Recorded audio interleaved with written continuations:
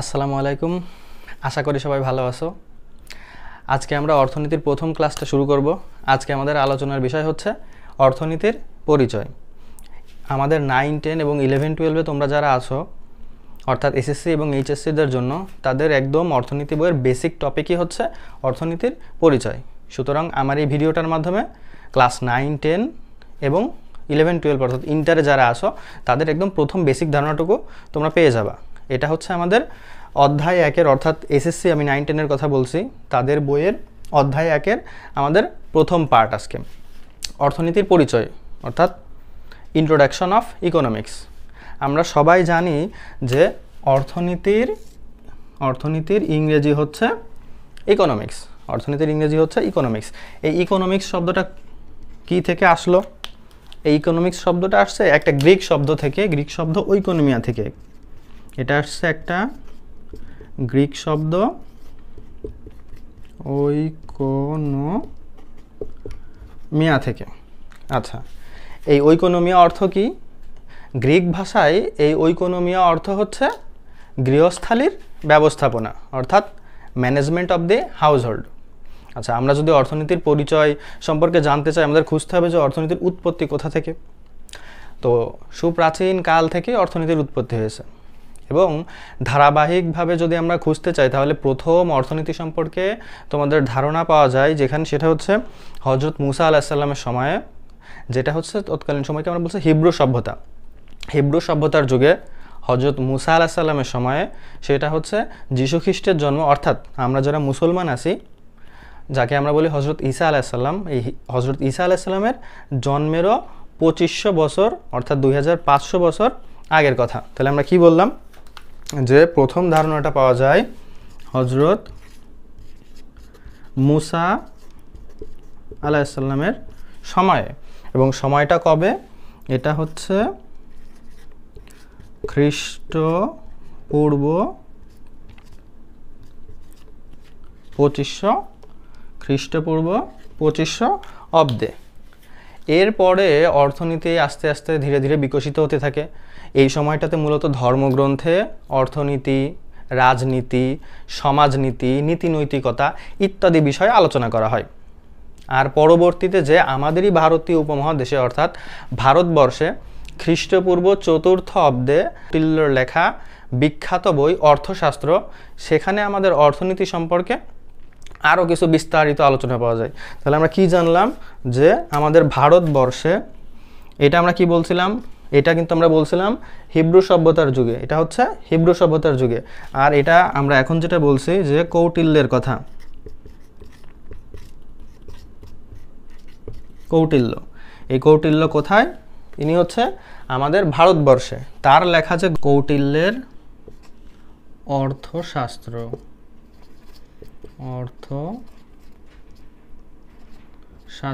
যেটা কবের কথা? খ্রিস্টপূর্ব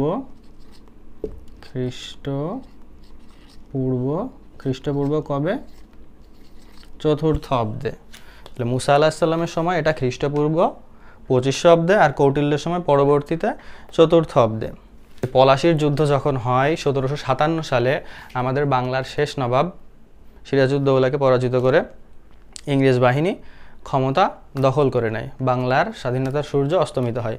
তো সেই সময়টাতে, অর্থাৎ ষোড়শ শতাব্দীর শেষ ভাগ থেকে অষ্টাদশ শতাব্দীর শেষ ভাগের সময়ে, এই সময়টাতে তোমার ইংল্যান্ড, ফ্রান্স এবং ইতালিতে নতুন ধারার এক ধরনের অর্থনীতির ব্যবস্থা চালু হয়, যেটাকে বলা হয় হচ্ছে বাণিজ্যবাদ। তাহলে আমরা কি বললাম? ষোড়শ শতাব্দীর শেষ ভাগ থেকে অষ্টাদশ শতাব্দীর শেষ ভাগ পর্যন্ত এই সময়ে কোথায়? ইংল্যান্ডে, ফ্রান্সে এবং ইতালিতে, এই 3টা জায়গায় মূলত। কারণ কি? কারণ পুরো পৃথিবীতে সাম্রাজ্যবাদ বিস্তারে এই 3টা দেশ অনেক বেশি এগিয়েছিল। এবং এরা কি করত? এরা এদের দেশের ভিতরে শিল্প বিপ্লব হয়েছিল আমরা জানি, প্রথম ইংল্যান্ডে, পরে ইতালিতে, ফ্রান্সে, বেলজিয়ামে, রাশিয়াতে, বিভিন্ন কান্ট্রিতে, পরবর্তীতে আমরা জানি আস্তে আস্তে ছড়িয়ে পড়ে। কিন্তু প্রাথমিকভাবে এই দেশগুলোতে হতে এরা প্রচুর পরিমাণে পণ্য উৎপাদন করতে সক্ষম হয় এবং পুরো পৃথিবীর বিভিন্ন জায়গাতে এরা এদের বস্তা পচা পণ্যগুলো এদের তৈরি করা পণ্যগুলো এরা কী করে বিভিন্ন জায়গায় রপ্তানি করতে শুরু করে এবং খুবই অল্প পরিমাণ আমদানি করে। এখন ব্যবসায়ীদের ভাবসাব তো বেড়ে যায় যে না, আমরাই দেশের হর্তাকর্তা, আমরাই সব কৃষক শ্রেণী এবং অন্য শ্রেণী যারা আছে এদের কোনো ভ্যালু নাই। তখন তারা কি মতবাদ প্রচার করতে থাকে? তখন তারা বলতে থাকে যে বাণিজ্যই হচ্ছে একমাত্র উৎপাদনশীল খাত, এই বাণিজ্য করা ছাড়া আর কোনো কিছু উৎপাদনশীল না। এই মতবাদটাকে আমরা বলছি বাণিজ্যবাদ। কিন্তু তোমরাই বলো যে এই রকম ভ্রান্ত মতবাদ দিয়ে কি চলতে পারে? শুধু ব্যবসা বাণিজ্য যারা করে তারাই কি দেশের উন্নতি করে? বাকিদের কি কোনো অবদান নাই? হ্যাঁ, হিউজ অবদান আছে। এই জন্যই অষ্টাদশ শতাব্দীর মাঝামাঝিতেই, শেষেও যাওয়া লাগে না, মাঝামাঝি সময়েই তোমার ফ্রান্সে পরবর্তীতে নতুন ধারার আবার অর্থনীতির ব্যবস্থা চালু হয়ে যায়। তো সেইখানে আবার কি বলা হয়, ওইখানে হচ্ছে আবার আরেকটা ভ্রান্ত সমস্যা।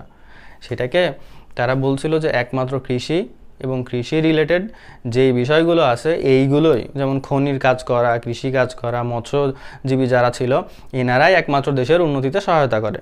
অর্থাৎ ভূমিবাদ যেটা, এই ভূমিবাদীরা এদের আবির্ভাব ঘটে কবে? অষ্টাদশ শতাব্দীর মাঝামাঝি সময়।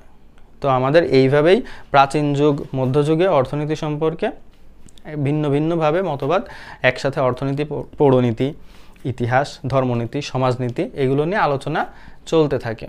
পরবর্তীতে তাহলে অর্থনীতি সাবজেক্ট হিসাবে স্বীকৃতি লাভ করে কবে? আমরা জানি যে আমাদের অর্থনীতির জনক, আমাদের অর্থনীতির জনককে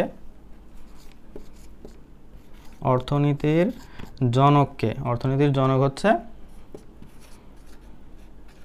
অ্যাডাম স্মিথ। আমাদের অর্থনীতির জনক হচ্ছে অ্যাডাম স্মিথ। তার লেখা একটা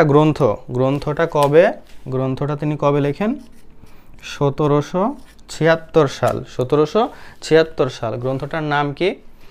an inquiry into the nature and causes of the wealth of Nations.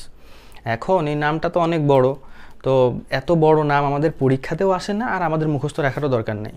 তো তোমরা কি করবা, আমাদের এই নামের লাস্টের যে পার্টটা আছে, the wealth of Nations, just এতটুকু মনে রাখো। এতটুকু মনে রাখলে মোটামুটি আমাদের এক্সামের জন্য ওকে।